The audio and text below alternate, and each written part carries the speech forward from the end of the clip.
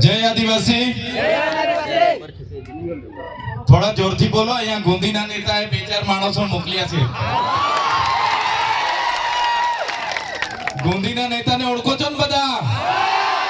એમના 10 માણસો અહીંયા છે, વિડિયો બનાવે છે, પછી કહે છે કે ચૈતરભાઈની સભામાં માણસો તો હતા પણ માણસોમાં કંઈ દમ નહોતો એવું કહે છે। તો થોડું જોરથી જય જોહાર, જય આદિવાસી, जय जवान, जय जवान। धन्यवाद। આજની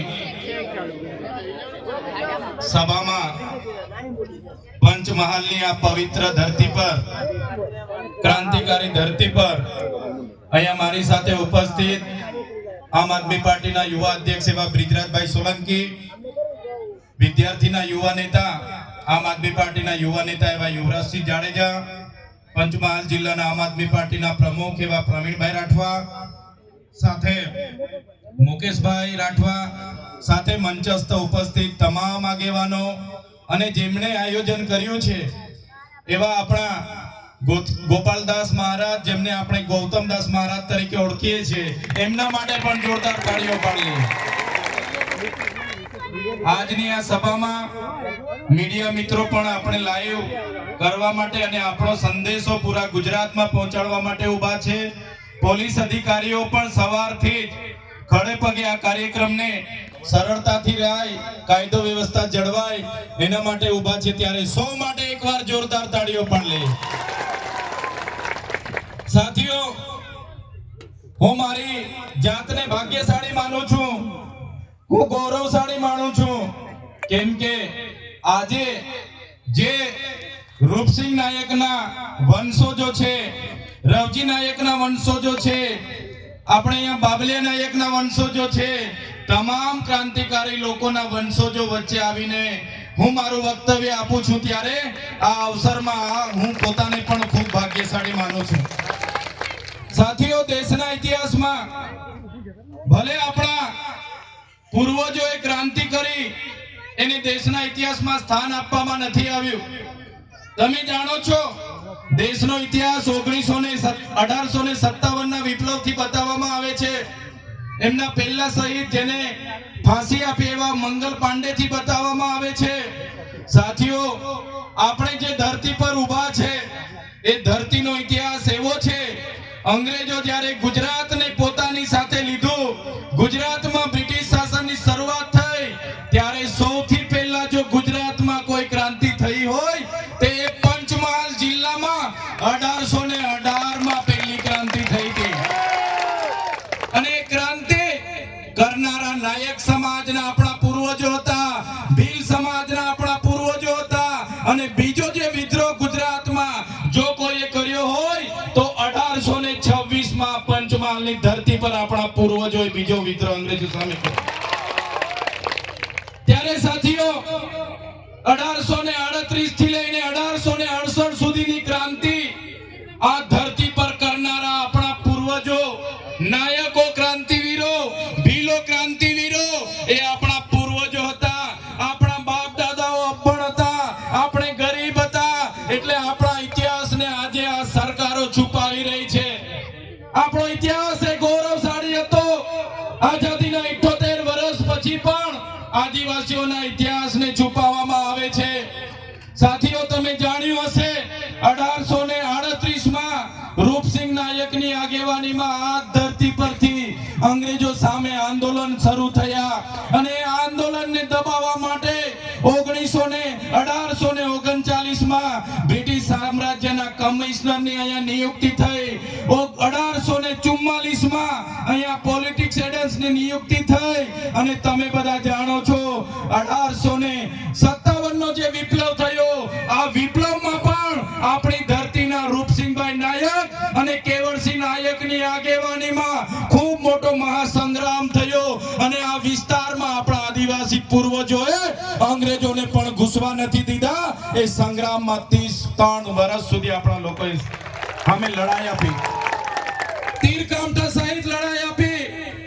સામે ગોળા હતા, બારૂદ હતી, સામે ગોલીઓ હતી, બંદૂકો હતી, મોટા મોટા ઘોડા હતા, ઘોડેસવારી હતી, છતાં પણ આ વિસ્તારમાં અંગ્રેજોને હંપાવા વાળા જો કોઈ હોય તો એ આપણા પૂર્વજો હતા. સાથીઓ, તમે જાણો છો ઇતિહાસને, રૂપસિંહ નાયકની આગેવાનીમાં 30 વર્ષ સુધી આ વિસ્તારમાં અંગ્રેજો સામે લડત ચાલી.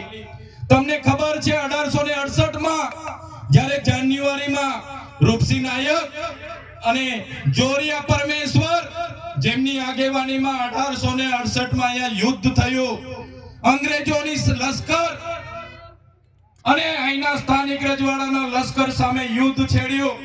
આપણે બધાને ખબર છે 14 ફેબ્રુઆરીના રોજ આ વિસ્તારને સ્વતંત્ર રાજ્ય જાહેર કરવામાં આવ્યું. 1868 ની 14 ફેબ્રુઆરી આદિવાસીઓનું સ્વાયત્ત રાજ અહીંયા જાહેર થયું. ત્યારબાદ 16 ફેબ્રુઆરીના રોજ બ્રિટિશ લશ્કર અહીંના દેશી રજવાડાઓ અને કેટલાક દાહોદમાં સ્થપાયેલી ભીલ પલટણને સાથે રાખીને વધેડ ગામમાં આક્રમણ થયું. વધેડ ગામમાં આક્રમણ થયું. આપણા નાયક ક્રાંતિકારીઓએ, આપણા ભીલ ક્રાંતિકારીઓએ પછી પણ 1 મહિના સુધી અંગ્રેજી શાસન સામે લડત આપી. 1 મહિના સુધી અંગ્રેજી શાસનને હંપાવી અને છેલ્લે 15મી માર્ચ 1868 ના રોજ આપણા ક્રાંતિકારી લોકોને પકડી લેવામાં આવ્યા અને એ લોકોને જાંબુઘોડા નારુકોટમાં લઈ જવામાં આવ્યા.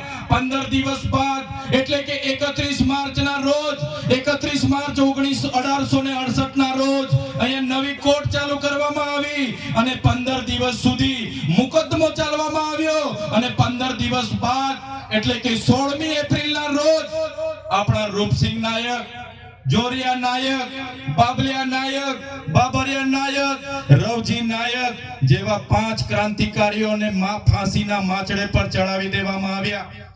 સાથીઓ, ઇતિહાસ તો ત્યાં સુધી કહે છે જ્યારે આપણા 5 યોદ્ધાઓને એકી સાથે ફાંસીના માચડા પર જાંબુઘોડા અને નારુકોટમાં ચડાવવામાં આવ્યા, તે દિવસે ફાંસીનો માચડો પણ તૂટી ગયો હતો.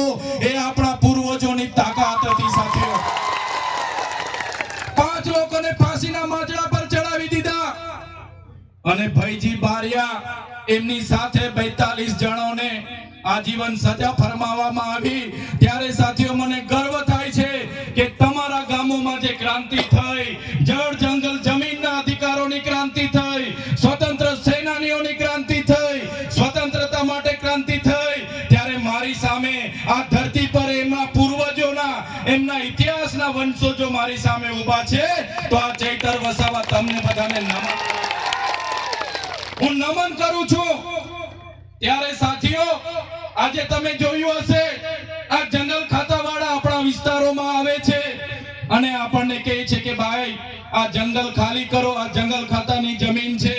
હમણાં પડલિયામાં આપણી એક બેનનું ઘર તોડી નાખવામાં આવ્યું, આપણા લોકોને લાઠીચાર્જ કરવામાં આવ્યો, ટીયર ગેસ છોડવામાં આવ્યા, 50 રાઉન્ડ ફાયરિંગ કરવામાં આવ્યું. ત્યારે આ સરકારોને કહેવા માંગુ છું, અમારા પૂર્વજો અંગ્રેજો સામે પણ ઝૂક્યા નથી.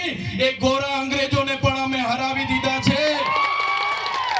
ત્યારે આ આદિવાસી સમાજ એવો છે કે ગોરા અંગ્રેજોને પણ અહીંયાથી ભાગવું પડ્યું હતું. ત્યારે તમારા જેવા કાળા અંગ્રેજોને પણ અમે ભગાડી દઈશું.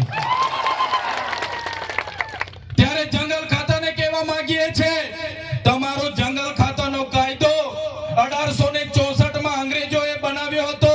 તેની સામે પણ રૂપસિંહ નાયક અને અહીંના ભીલો લડ્યા હતા અને તમારું જંગલ ખાતું 1927માં બનાવવામાં આવ્યું છે અને આ આદિવાસી હજારો વર્ષથી આ જંગલોમાં રહે છે. આ જંગલ આદિવાસીઓ બનાવેલું છે. આ જંગલ અને આદિવાસી તમારા ખાતા પહેલા પણ છે. આ જંગલ અને આદિવાસી સરકારથી પણ પહેલા અહીંયા આવેલા છે. ત્યારે મારા આદિવાસી સમાજને અહીંયા હેરાન કરવાની કોશિશ કરશો, અમારી જળ જંગલ અને જમીન છીનવવાની કોશિશ કરશો તો તીર કામઠા અને ભાલા અને પાલિયા અને ધારે અહીંયા લઈને અમે ઊભા છે. તીર કામઠા ચાલશે અહીંયા. અમે કોઈને છોડીશું નહીં. અમે આદિવાસી સંવિધાનમાં માનીએ છીએ, સંવાદમાં માનીએ છીએ. અમે આદિવાસી પ્રકૃતિ સાથે, જંગલ સાથે, નદીને માતા માનવા વાળા છે, સૂર્ય અને ચંદ્રને દેવ માનવા વાળા છે. અને અમારા જ આદિવાસીઓને તમે અમારી પ્રકૃતિ, અમારી સંસ્કૃતિ, અમારા સમાજ, અમારા ગામ, અમારા જંગલથી છીનભીન કરવાની વાત કરશો કરશો, અમારી જમીનો છીનવવાની વાત કરશો, તો આવનારા દિવસોમાં આ વિસ્તારમાં પણ અમે આર પારની લડાઈ કરવા માટે તૈયાર છીએ. ત્યારે સાથીઓ જોઈ લો તમે, એ જ પ્રકારનો આપણો બિરસા મુંડા ભગવાનનો ઇતિહાસ છે, રૂપસિંહ નાયકની જેમ આપણા ગુરુ ગોવિંદજીનો ઇતિહાસ છે, એ જ પ્રકારે આપણે ખાજ્યા નાયક, એ જ પ્રકારે ટાટિયા મામા ભીલ આપણા અંગ્રેજો સામે લડ્યા. દેશને જ્યારે આઝાદી મળી, આપણને હતું કે લોકશાહીમાં આપણને બધાને સમાનતામાં લાવશે, આપણો વિકાસ થશે, આપણી જમીનોને સિંચાઈનું પાણી મળશે, આપણા બાળકોને શિક્ષણ મળશે, આપણા યુવાનોને રોજગારી મળશે. પણ આજે આ સરકારો એમના ઉદ્યોગપતિઓના લીધે આપણી જમીનો છીનવી રહી છે. ત્યારે મારા આદિવાસી ભાઈઓ, મારા એસટી સમાજના ભાઈઓ, મારા ઓબીસી વર્ગના ભાઈઓ, આજે આપણી જે પ્રકારે આબાદી છે એ પ્રકારે આપણી હિસ્સેદારી નથી. ત્યારે આવનારા દિવસોમાં આ સામંતશાહી લોકો માટે, આ સામંતશાહી લોકોમાં હક અને અધિકાર લડવા માટે આપણે બધાએ આવનારા દિવસોમાં રાજનીતિમાં આવવું પડશે. રાજનીતિમાં ક્યાં સુધી આપણે અન્યાય વેઠીશું? આઝાદીના 78 વર્ષ થયા, સરકાર એક બાજુ અમૃત મહોત્સવ કાઢે છે, વિકાસ પર્વની ઉજવણી થાય છે, વિકાસ મહોત્સવો ચાલે છે, આ ઉત્સવોમાં કરોડો ને અબજો રૂપિયાના એમના તાઇફાઓ થાય છે. આજે અમારા બાળકો માટે શિક્ષણ નથી, આજે અમારા બાળકો સિકલ સેલથી પીડાય છે, કુપોષણથી પીડાય છે, આજે પીવાના પાણી માટે અમારી બહેનોને વલખા મારવા પડે છે, અહીંયા રોડ માટે આંદોલનો થાય છે, આ વિસ્તારની જમીનોના સિંચાઈના પાણી માટે આંદોલનો થાય છે. ત્યારે સાથીઓ, આ સરકાર એમનું મંત્રીમંડળ બદલે છે, પણ જો આપણે આપણા લોકોના વિકાસ કરવો હશે, આપણા લોકોનું ઉત્થાન કરવું હશે, તો આપણે મંત્રીમંડળ નહીં, આપણે આ સરકારને બદલી નાખવી પડશે. આજે આ સરકાર નામો બદલવામાં માહિર છે, સારા સારા નામો ગોતી લાવે છે. શરૂઆતમાં લોકોએ કીધું કે જ્ઞાન સહાય અમે મૂકીશું. જ્ઞાન સહાય એટલે કોણ? 11 મહિનાનો કરાર પર કર્મચારી. અગ્નિવીર મૂકીશું. અગ્નિવીર એટલે કોણ? બોર્ડર પર 4 વર્ષની નોકરી કરનારો આપણો યુવાન. એ જ પ્રકારે એક પેડ માં કે નામ, આપણને એક પેડ માં કે નામ કરાવીને વૃક્ષો રોપાવે અને આખાને આખા જંગલો એમના આદાણીને અંબાણીને આપે. ત્યારે આપણને રોજગારીની વાત કરી, અને આજે આપણે રોજગાર માંગીએ ત્યારે આત્મનિર્ભર ભારતની વાત કરે. ત્યારે સાથીઓ, હવે જાગી જવાની જરૂર છે.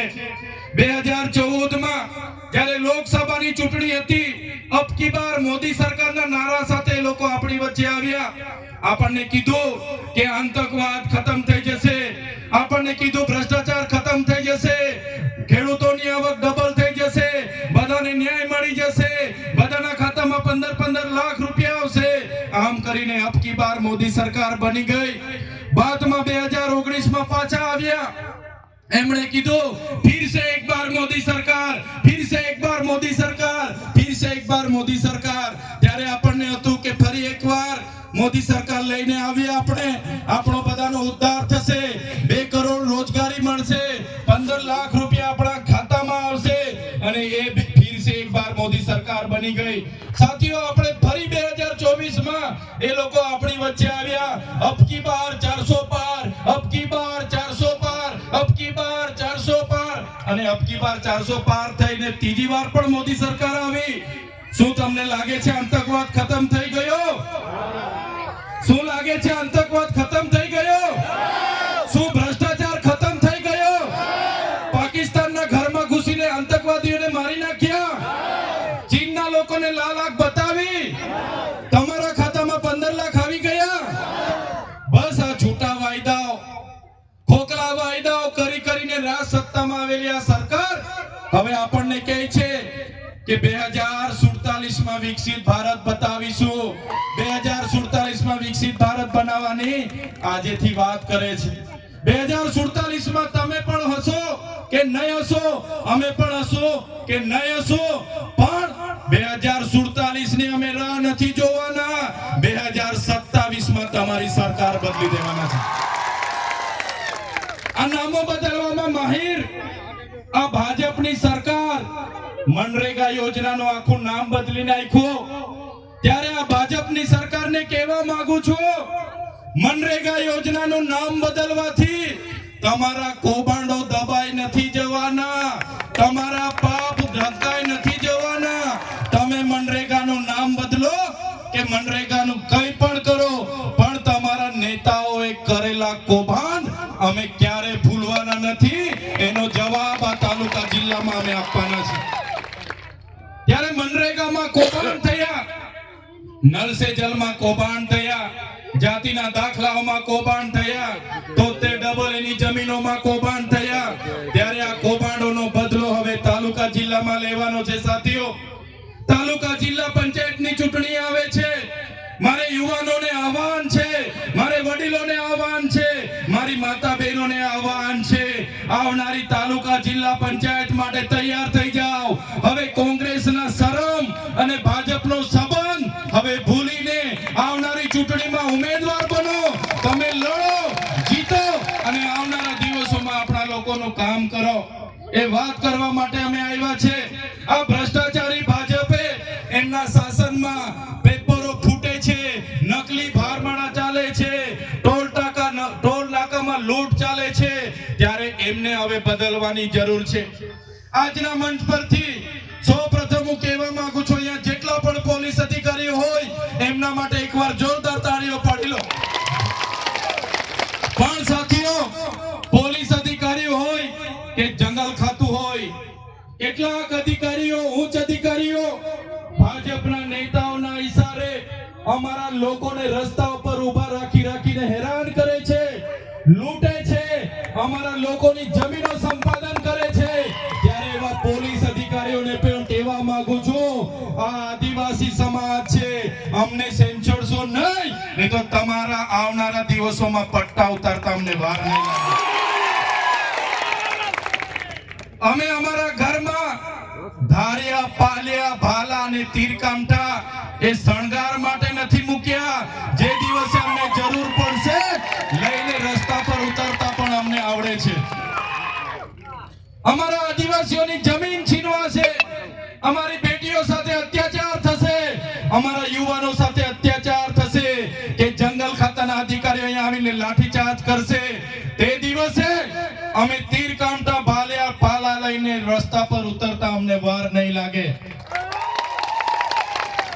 ત્યારે સાથીઓ, આજે આ મંચ પરથી તમને કહેવા માટે આવ્યા છે, ક્યાં સુધી લડેંગે જીતેંગે, ક્યાં સુધી જિંદાબાદ મુર્દાબાદ, ક્યાં સુધી આવેદન ને નિવેદન. હવે આપણે આ સરકારોને પૂછી લેવાનું છે, આ ભાજપની સરકારના નેતાઓને પૂછી લેવાનું છે, અમારો વિકાસ કરવા માંગો છો કે નહીં? અમારી સમાજના આગેવાનો, ઓબીસી હોય, એસટી હોય, માઇનોરિટી હોય, એમનો ઉત્થાન કરવા માંગો છો કે નહીં? અગર એ લોકો ના પાડે તો આવનારા દિવસોમાં એ લોકોને સત્તા પરથી દૂર નાખવા માટે તૈયાર થઈ જાઓ તમે. ત્યારે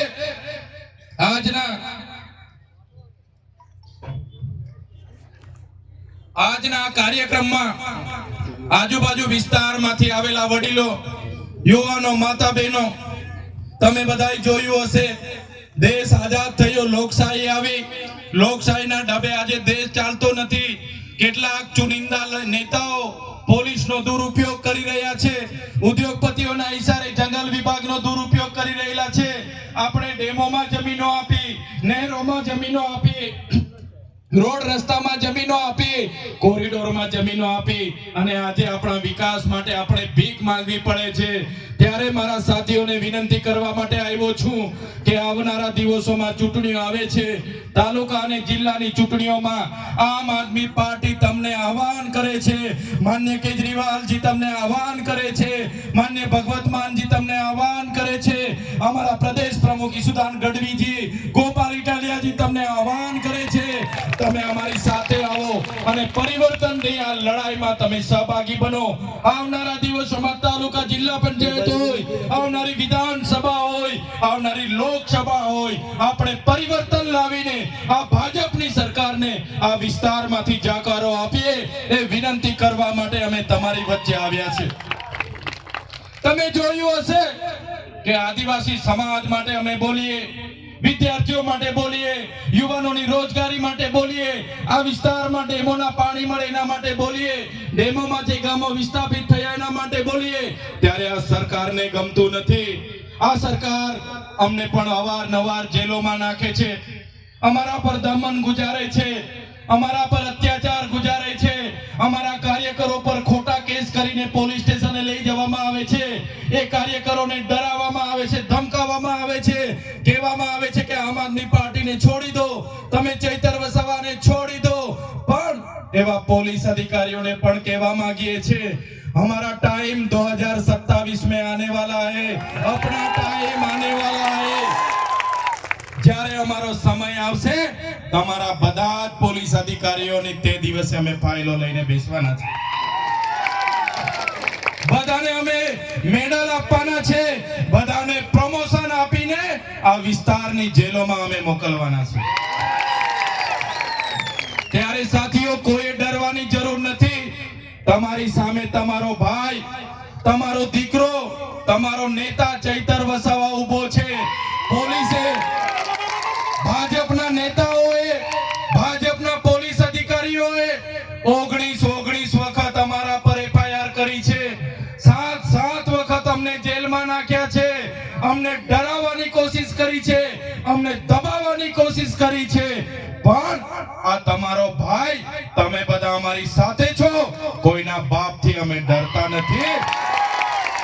બસ તમારા આશીર્વાદ અમારી સાથે રહેશે, તમારો સહકાર અમને સાથે મળશે, તો આવનારા દિવસોમાં આપણા એસસી, એસટી, ઓબીસી અને માઇનોરિટીની લડત હોય, આપણા વિદ્યાર્થીઓની શિષ્યવૃત્તિની લડત હોય, આપણા યુવાનોની રોજગારોની લડત હોય કે કોઈ પણ જાતની લડત હોય, બસ તમે આમ આદમી પાર્ટી અને ચૈતર વસાવાને સહકાર આપતા રહેજો। તમારા ભાગની લડાઈ અમે લડવા માટે તૈયાર છીએ। જ્યારે પણ આ વિસ્તારમાં કોઈને પણ કોઈ પણ પ્રકારની કોઈ હેરાનગતિ કરે, પરેશાન કરે, તો તમે અમને યાદ કરજો। જ્યાં પણ લડવાનું હશે, રોડ પર લડવાનું હશે તો રોડ પર, અને વિધાનસભામાં ઉતરવાનું હશે તો વિધાનસભામાં, અને પોલીસ સામે ઉતરવાનું હશે, એસઆરપી સામે ઉતરવાનું હશે કે આર્મી સામે ઉતરવાનું હશે, આ અમારી ટીમ આગળ રહેશે, પણ પાછળ તમારો બધાનો સહકાર અમને જોઈશે। પહેલી ગોળી અમે ખાઈશું, પહેલો દંડો અમે ખાઈશું, પણ મારા માતા પિતાઓને, મારા વડીલોને, મારા યુવાનોને આવનારા દિવસોમાં બચાવવાનું કામ અમે કરવાના છે। બસ તમારો સહકાર અમને જોઈએ છે। ત્યારે આ વાત કરવા માટે આજે અમે તમારી વચ્ચે આવ્યા છે। આ પંચમહાલની ક્રાંતિકારી ધરતી પર રૂપસિંહ નાયકના વંશજો, બાગલિયા નાયકના વંશજો, અહીંયા રવજી નાયકના વંશજો, જોરિયા પરમેશ્વરના વંશજો, અહીંયા ભૈજી બારિયાના વંશજો મારી સામે 100 બેઠા છો। ત્યારે આજે જે હાલત આપણી થયેલી છે, આપણો ઇતિહાસ જે દબાવવા માટેના પ્રયાસો થયા છે, ત્યારે બધાએ એક થવાની જરૂર છે। હવે આપણે કોઈ પણ પ્રલોભનોમાં આવીને, કોઈ પણ વચનો વાયદામાં આવીને હવે તમારા મતનો અધિકાર આપણે વેડફવાનો નથી। અમે તમારી વચ્ચે છે, તમારી નેતાગીરી કરવા માટે અમે તૈયાર છે।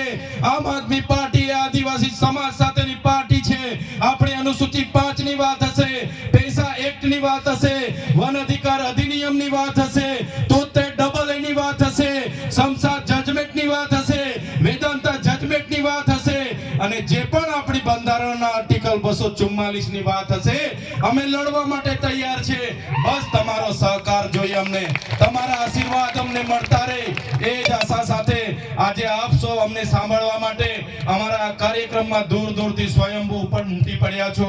ત્યારે મારા પિતા સમાન મારા વડીલો, મારા માતા તુલ્ય માતાઓ, મારી બહેનો, મારા યુવાન મિત્રો, સૌનો હું ખૂબ ખૂબ આભાર માની મારી વાણીને હું વિરામ આપું છું। બધાનો ખૂબ ખૂબ આભાર, ધન્યવાદ। જય આદિવાસી, જય જોહાર। જોરદાર વાત કરે સાહેબે, આપણને માર્ગદર્શન પૂરું પાડ્યું, અને સાથે સાથે